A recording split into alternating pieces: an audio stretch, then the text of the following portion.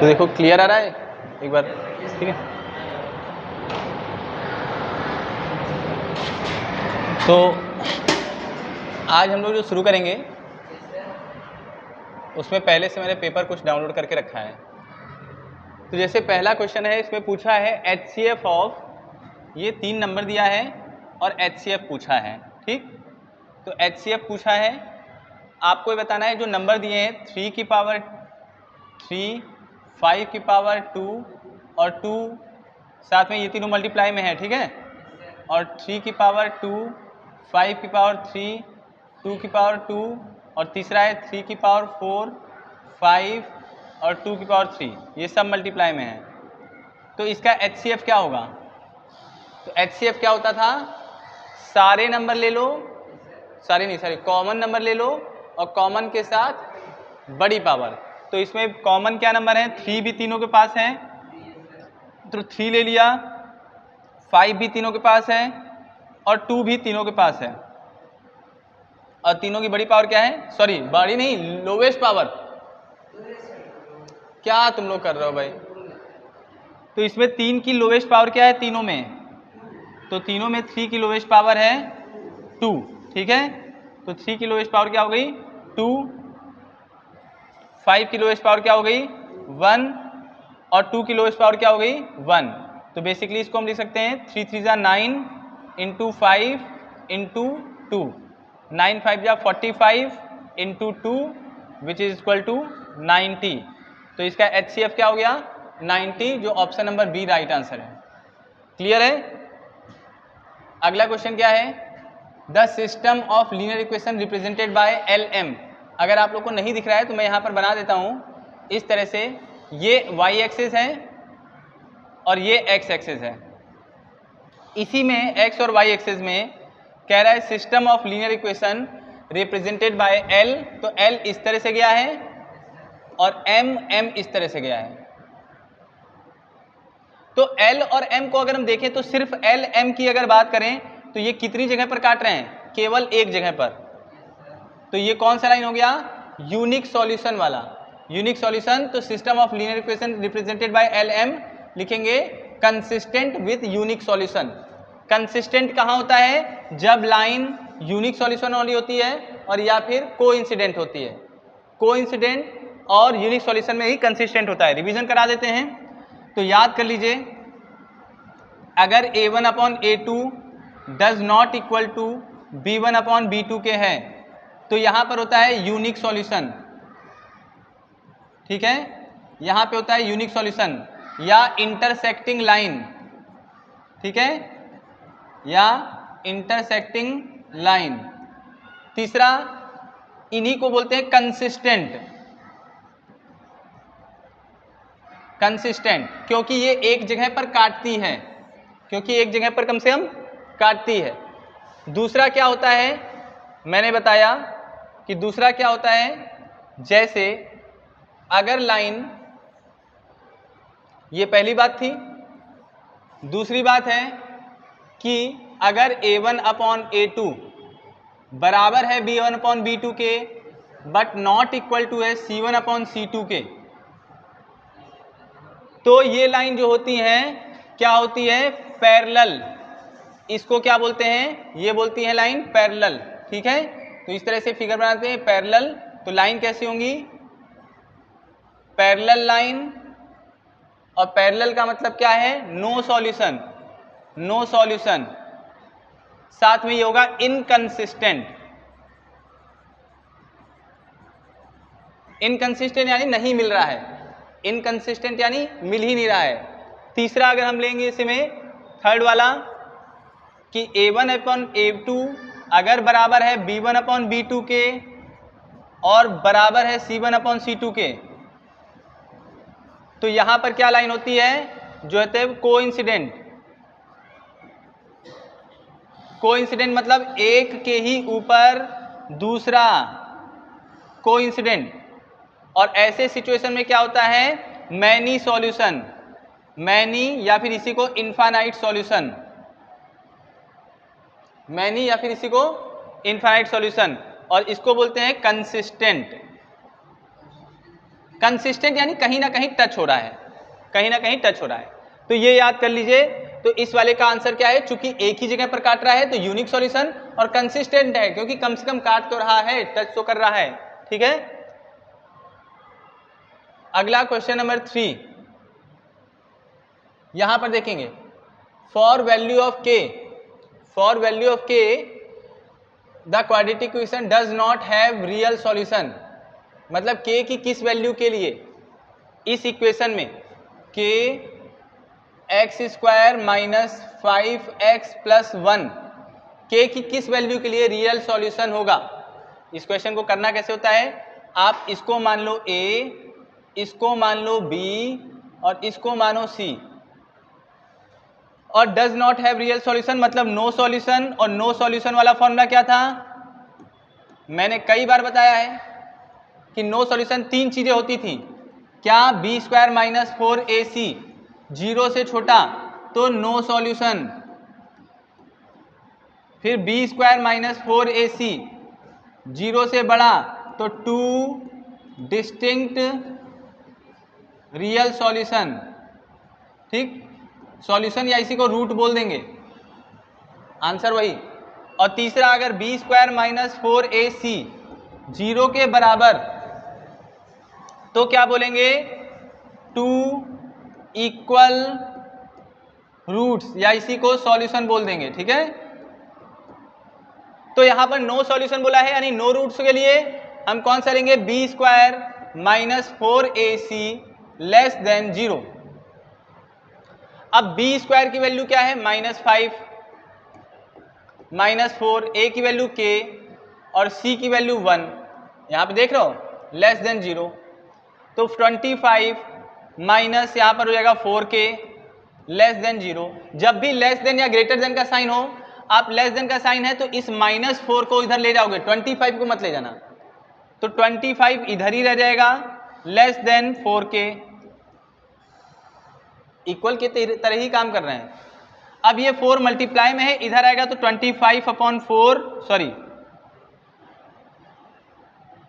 Less than k, यानी k की value क्या होनी चाहिए, 25/4 से बड़ी होनी चाहिए, sorry greater than, k should be greater than 25/4, निशान दिख रहा है। और 25/4 को अगर काटेंगे तो 4 6 जा 24, 1 बचा, 4 2 जा 8 5, लगभग इतना आएगा। यानी k की वैल्यू क्या होनी चाहिए, 6.25 से बड़ी। इस चार ऑप्शन में क्या 0 6.25 से बड़ा है, क्या 25/4, ये तो 25/4 जो है 6.25 है, क्या ये 6.25 से बड़ा है, नहीं। तो पहला ऑप्शन कट गया। ठीक, पहला ऑप्शन कट गया, अरे ठीक है, पहला कट गया, दूसरा भी कट गया, तीसरा भी कट गया, क्योंकि इसको जब करेंगे तो डेसिमल में नंबर आएगा। लेकिन ये 7 जो है सही ऑप्शन है, 7 जो है वो बड़ा है 6.25 से। ठीक है, पहला ऑप्शन गलत, दूसरा गलत, समझ में आ रहा है कि नहीं आ रहा है, 7 बड़ा है ना 6.25 से, आंसर यही है कि k should be greater than 6.25। तो option number D is the right answer. ये फॉर्मूले का रिवीजन हो गया, आ रही बात समझ में। चलिए अगला प्रश्न है,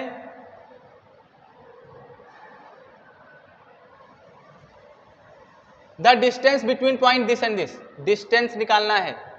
तो डिस्टेंस के लिए फॉर्मूला क्या था, देखिए पॉइंट हम पहले क्या कर लेते हैं, पॉइंट दोनों रख लेते हैं। तो पॉइंट एक क्या है, a, b, और एक क्या है -a, -b, इसको मान लेंगे x1, इसको y1, x2, y2। Distance formula क्या था, √ x2 माइनस x1 का whole square plus y2 minus y1 का होल स्क्वायर। आप जब यहाँ वैल्यू रखोगे, x2 की वैल्यू -a, फिर -a whole square plus y2 की value -b whole square. Solve करोगे -a माइनस का 2a -2b, समझ आ रहा है। 2 2 जा 4 a स्क्वायर बनेगा, माइनस का स्क्वायर प्लस ही हो जाता है, सॉरी माइनस को जब हम प्लस करते हैं 2 बार मल्टीप्लाई तो प्लस ही हो जाता है। और यहाँ पर भी करेंगे 2 2 जा 4 b स्क्वायर और माइनस का स्क्वायर प्लस ही हो जाएगा। 4 कॉमन लेंगे अंडर रूट के ही अंदर, तो अंदर बचा a square plus b square. 4 जब बाहर आएगा रूट से तो 2 बन जाएगा और अंदर अंडर रूट के रह जाएगा a square plus b square. Answer number C is the right answer. Answer number C is the, समझ में आ गया?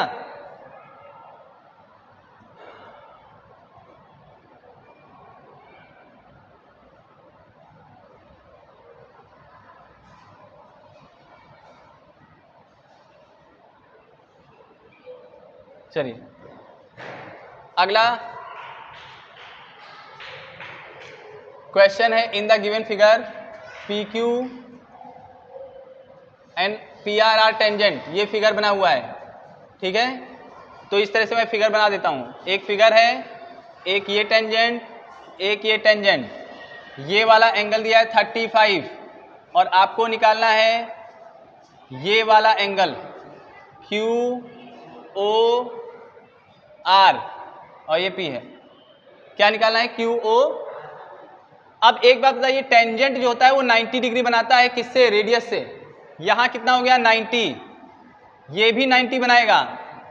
अब बताइए, हम अगर जानते हैं ये एक क्वाड्रिलेटरल है और क्वाड्रिलेटरल के चारों एंगल का सम कितना होना चाहिए? 360। ये 90 हो गया, 90 हो गया, 180 हो गया। 35 में कितना और ऐड करें कि 180 हो जाए, मतलब 360 हो जाए, तो कितना? 145। ऐसे भी याद कर लो कि इन दोनों का सम 180 होना चाहिए, इन दोनों का सम 180 होना चाहिए। अब मान लो नहीं समझ आ रहा है तो आप ये करो कि मैंने क्या बोल दिया, मैंने तो ये बोल दिया भाई कि जहां पर भी परपेंडिकुलर रेडियस टेंजेंट को मिलता है 90 डिग्री होता है। ये 90, इसको मान लो x, तो आप लिखो x प्लस 90 प्लस 90 प्लस 35, ये चारों एंगल मिलके 360 बनाएंगे क्योंकि क्वाड्रिलेटरल के एंगल का सम 360 होता है। तो x प्लस 9 दूनी 18, 19 20 21 215, तो x इज इक्वल टू 10 में से 5 गया 5 और यहां 5 में से गया 4। समझ में आ रहा है? तो कितना हो गया? 145, 145। ऑप्शन नंबर डी सही है। आ रहा है समझ में कि नहीं आ रहा है?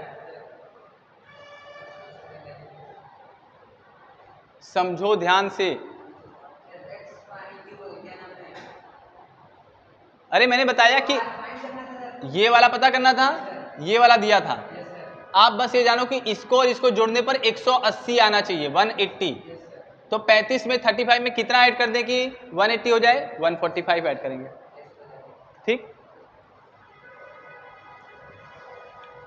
अब अगला क्वेश्चन है, क्वेश्चन नंबर पता नहीं कौन, 6वां, 6, ठीक। तो दिया है इफ ए बी सी, इस तरह से एक ट्राइंगल बना लिया ए बी सी, सिमिलर है पी क्यू आर के, और साथ में दिया है कि 3AB is equal to 2PQ तथा और BC 10 सेंटीमीटर। तो हमें निकालना है QR। अब एक चीज समझो, सिमिलर ट्राइंगल में बीपीटी थ्योरम होता है, बेसिक प्रोपोर्शनलिटी थ्योरम, कि कोई भी एडजेसेंट साइड का रेशियो इक्वल होता है। ये सिमिलर ट्राइंगल है।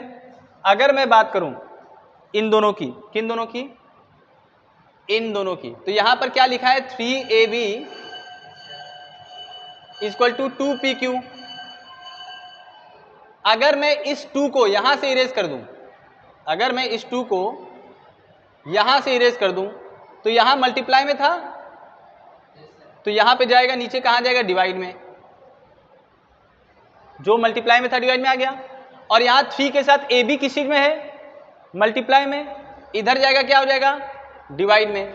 तो ए बी को यहां से मैं डिलीट कर दूं, यहां से हटाया तो ये किस चीज में था, मल्टीप्लाई में, यहां पे जाएगा किस में आ जाएगा। अब बताओ कि यहां पी बी कहां है, देखो पी बी, सॉरी ये पी क्यू है, यहां पी क्यू था, पी क्यू कहां है, देखिए ये P Q upon A B. अगर मैं P Q upon A B की बात करूं तो Q R upon B C के बराबर होगा कि नहीं, यानी P Q upon A B बराबर हो सकता है पी क्यू ए बी बराबर बी सी क्यू आर।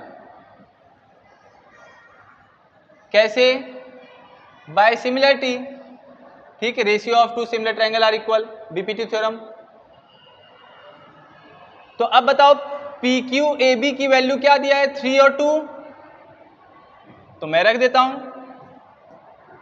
ठीक, पी क्यू और ए बी की जगह रख दूं 3/2। बी सी की वैल्यू 10, बी सी की वैल्यू क्या दिया है, और क्यू आर की वैल्यू पूछा है। अब क्यू आर इधर जाएगा तो 3 के साथ क्या हो जाएगा, 3 क्यू आर, और 10 के साथ 2 कितना हो जाएगा, 20, जो चीज जाएगा डिवाइड से मल्टीप्लाई में। अब बताओ क्यू आर को निकालना है, क्यू आर अकेला छोड़ा तो क्या हो जाएगा, 20/3 centimetre. Option number C right answer. समझ में आ रहा है। अगला है क्वेश्चन नंबर 7, 3 cot A, डरने की जरूरत नहीं है, 3 cot A is equal to 4, तो cot A is equal to कितना होगा, 4/3।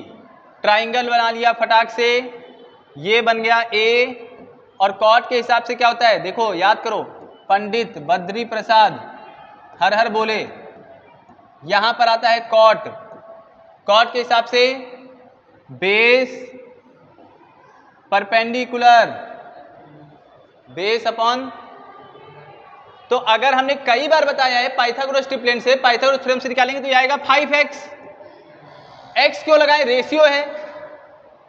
अब निकालना क्या था, तो sec a, निकालना क्या था, sec में क्या होता है, यहां पर होता है sec, sec क्या होता है, हाइपोटेनस अपॉन, हाइपोटेनस क्या है बताइए, हाइपोटेनस क्या है, बेस क्या है बताइए, आंसर क्या आ गया, समझ में आया, क्लियर है, ठीक। अगला, ये अभी एमसीक्यू है इसलिए रफली कर रहे हैं, मेरे कहने का मतलब है कि ऐसे ही तरह क्वेश्चन आएंगे। अब इसमें देखिए क्या हुआ, डाउट है,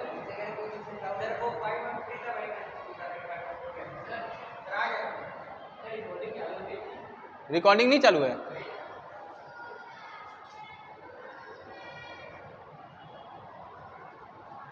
चालू है,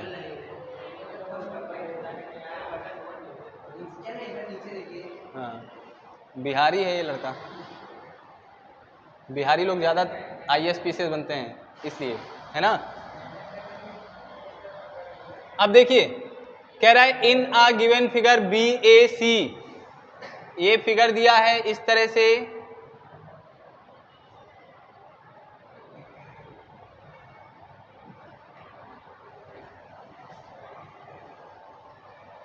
पहले फिगर बना लिया जाए, यहाँ पे ACE A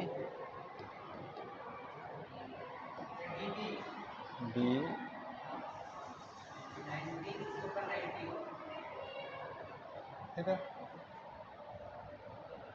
कह रहा है BAC किसके सिमिलर होगा। अब देखिए यहां से हम देख रहे हैं BAC, तो पहले B पे गए हैं, B से A पे गए हैं और A से 90 वाले पे, तो अगर इस ट्रायंगल में बोलेंगे तो हम पहले E पे जाएंगे फिर A पे जाएंगे, A के बाद 90 वाले, तो EAD, सिमिलरिटी में तो ये रूल ही है, जिस सीक्वेंस में गए, जैसे इसमें ए को हम दूसरे जगह पे रखें, उसमें भी ए को दूसरी जगह पे, 90 वाला तीसरी जगह पे, 90 वाला तीसरी जगह पे, EAD। अब नहीं समझ में आया तो बताना। Option number B. ठीक, अब देखो बहुत ही अच्छा क्वेश्चन कि एलसीएम और HCF पूछ रहा है।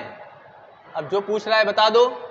HCF of 420 into 189 equal to 21 और LCM of 420 into 189 is equal to question mark. एक फॉर्मूला होता है LCM इंटू HCF बराबर first number into second number.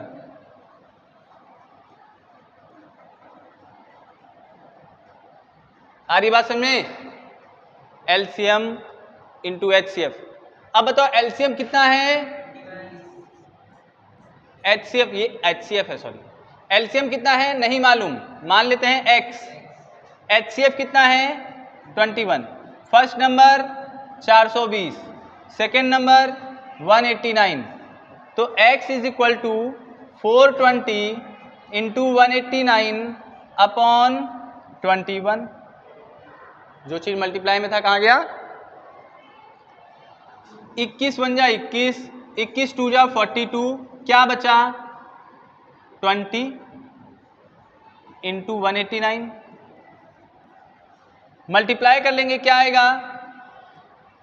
2 9 जा 18, 2 8 जा 16, 117, 2 1 जा 213, 3780। समझ में आया? छाप लेना, मतलब समझ लेना अच्छे से। ठीक,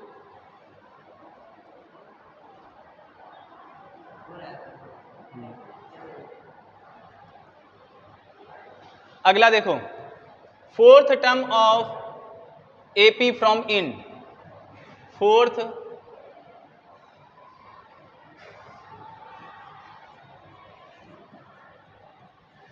फ्रॉम एंड। क्या AP दिया है? -8, -5, -2, 49। आपको एक चीज समझिए, एंड के लिए एक फॉर्मूला भी है, लेकिन अगर मैं कहूं अंत से पूछा है तो अंत को ही पहला टर्म अगर मान लो तो इसको पलट लो, तो पलटोगे तो कैसा हो जाएगा? ये 49 इधर हो जाएगा, करते करते करते -2, -5 और -8। अब यहां से आपको चौथा टर्म निकालना है। ठीक, अब हर बार देखो क्या हो रहा है, D कितना है? यहां से अगर देखो कि इसमें क्या हुआ है, -3 हुआ है, -3 हुआ है ना, तभी तो -8 आया है। यहां पर भी कितना हुआ है? -3 हुआ है। तो अब बताओ 49 में से -3 करोगे क्या आएगा? 46। अरे 49 में से 3 गया, हाँ हाँ, 49 में से 3 गया, 9 में से 3 गया 6, 46, फिर 46 में से 3 गया 43, 43 में से 3 गया 40, कितना आ जाएगा? 40। डायरेक्ट करो इस क्वेश्चन को, फॉर्मूला में ना लगाओ। लास्ट से चौथा टर्म निकला ना, जैसे पहला 49 था, 3 कम किया तो 46 हुआ होगा, फिर 3 और कम कर दिया तो 43 हुआ होगा, 3 और कम कर दिया 40 हो गया। समझ आ रहा है? तो लास्ट से चौथा टर्म हमने बता दिया, इसके बीच में और भी टर्म होंगे, मतलब नहीं अभी। ठीक है, ये आगे बढ़ा लेंगे इसको, मतलब ये यहां पे नहीं रहा है, ऐसे कुछ बीच में और टर्म है। आ रही बात कि नहीं समझ आ रही है? मतलब हमें देखना है कितना कम हो रहा है कितना ज्यादा हो रहा है, और बाकी a + n-1 इंटू डी या l - n-1 इंटू डी करके, सब तो फॉर्मूला ही है nth टर्म वगैरह के लिए। ठीक है ना, बट MCQ है तो इस तरह से कर सकते हैं, और बुद्धि लगाना हो तो कहीं भी लगा सकते हैं।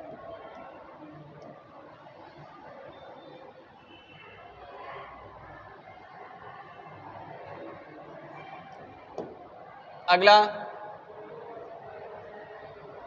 ध्यान दो, तुम लोग काम कर रहे हो, कुछ नहीं, काम करे अगला, बने रहो पगला, है ना, सारा मेहनत हम कर लें। ध्यान दो, क्वेश्चन क्या है कि अगर OCA ट्राइंगल सिमिलर है OBD के, तो एंगल OAC किसके इक्वल होगा? अब ऐसे समझो, यहां OCA है तो OAC के लिए कहां गए? O से A से C, तो यहां पर भी ऐसे लिख दो, O से D, D से B, यानी ये किसके बराबर होगा? ODB के। चुपचाप ये लिख दो, जिस सीक्वेंस में ये लिखा है उसी सीक्वेंस में ये लिख दो। सिमिलर ट्राइंगल के लिए सिमिलर एंगल ऐसे ही लिखोगे। आप देखो ऑप्शन है कि नहीं, ODB, अरे ये तो फिगर भी दिया, अच्छा हाँ, तो इसमें फिगर दिया है, कोई बात नहीं। ODB कहाँ है? देखो ODB कितना है? तो आप आंसर क्या हो जाएगा? 58 बार, ठीक है। OCD OAC पूछा था, OAC भी कितना हो जाएगा? OAC भी 58 और वो भी 58। समझ में आ रहा है? जो सिमिलर ट्रायंगल दिया था उसी के हिसाब से हमने लिखा है, OAC OBD। चलिए अगला question, if the perimeter of given triangle is 38, यहां पर लिख देते हैं, फिगर में दिया था 38, क्या लिखा था? 58, ठीक है, 50। चलिए अब यहां मैं पहले फिगर बना लेता हूं।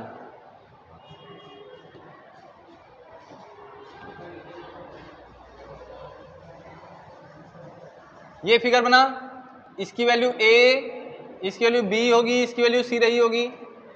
हाँ, ये है 6, 8, यहां पर एक पॉइंट है जहां से एक सर्किल बना है, बात नहीं, एक सर्किल बना हुआ है, ठीक।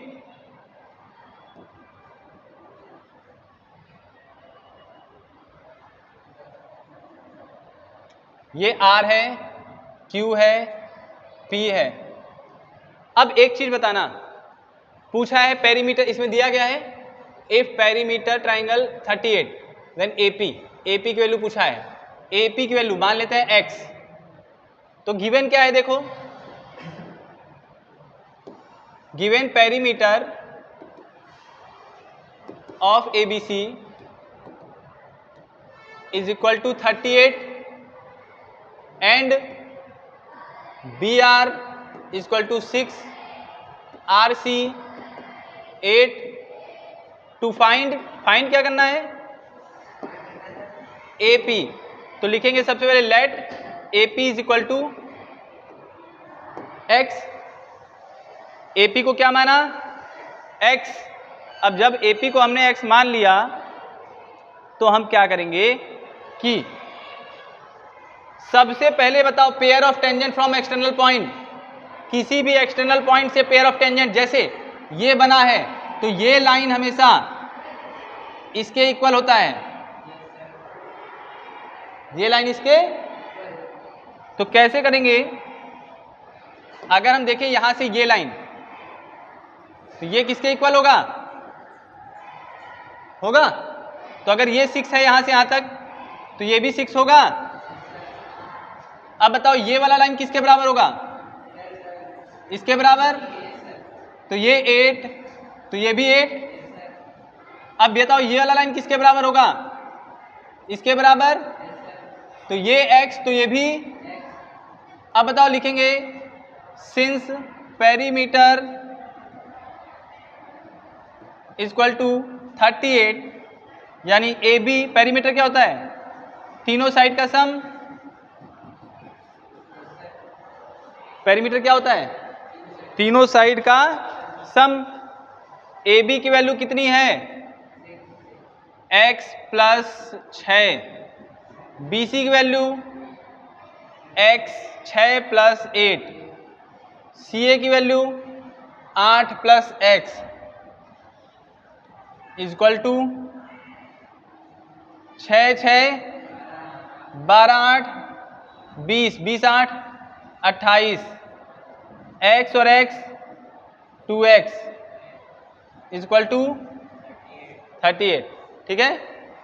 अब ये 28 उधर जाएगा तो 2x इक्वल टू 38 माइनस 28, आ रही बात समझ में? तो 2x इक्वल टू कितना हो जाएगा 10। अब x इक्वल टू कितना हो जाएगा,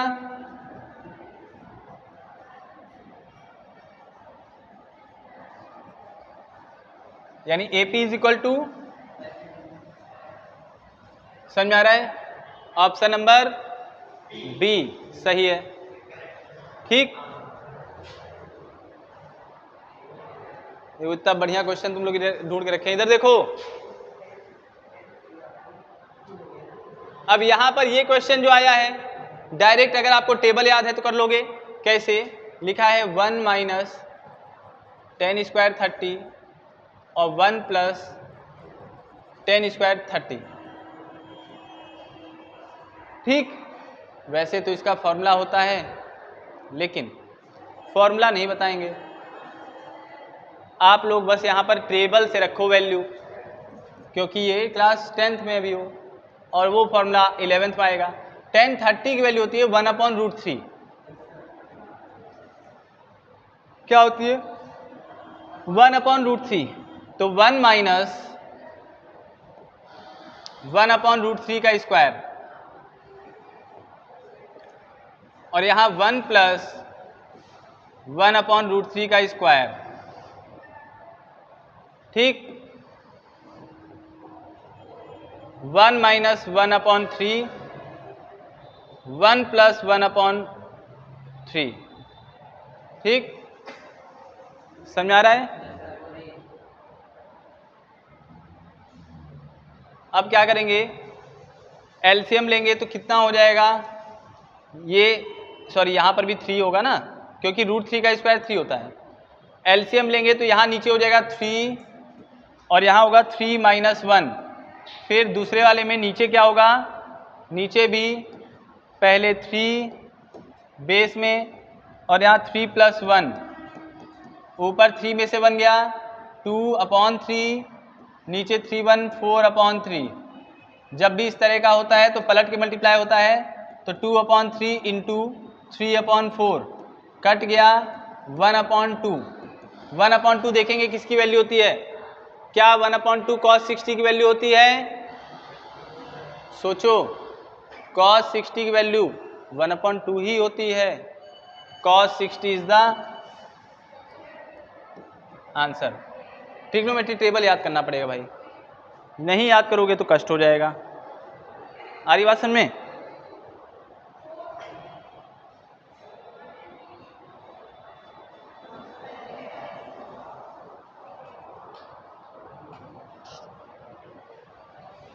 अब नेक्स्ट,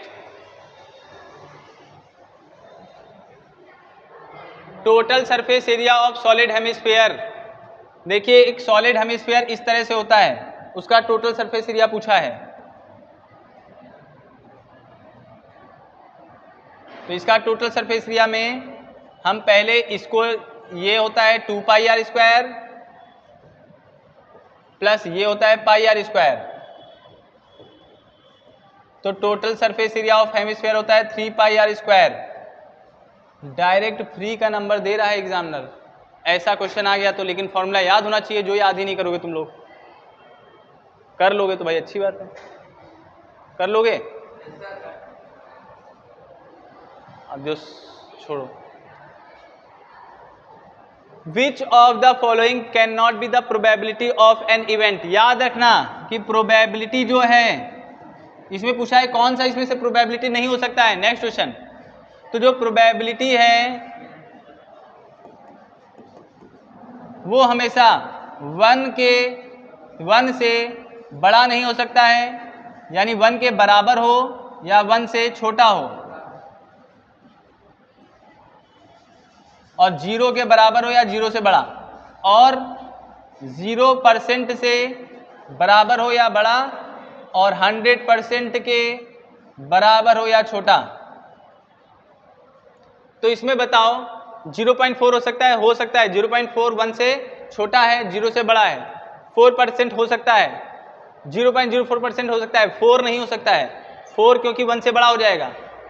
ऑप्शन नंबर डी 4 देखो 1 से बड़ा हो जाएगा ना, तो option number D will not be the probability of event.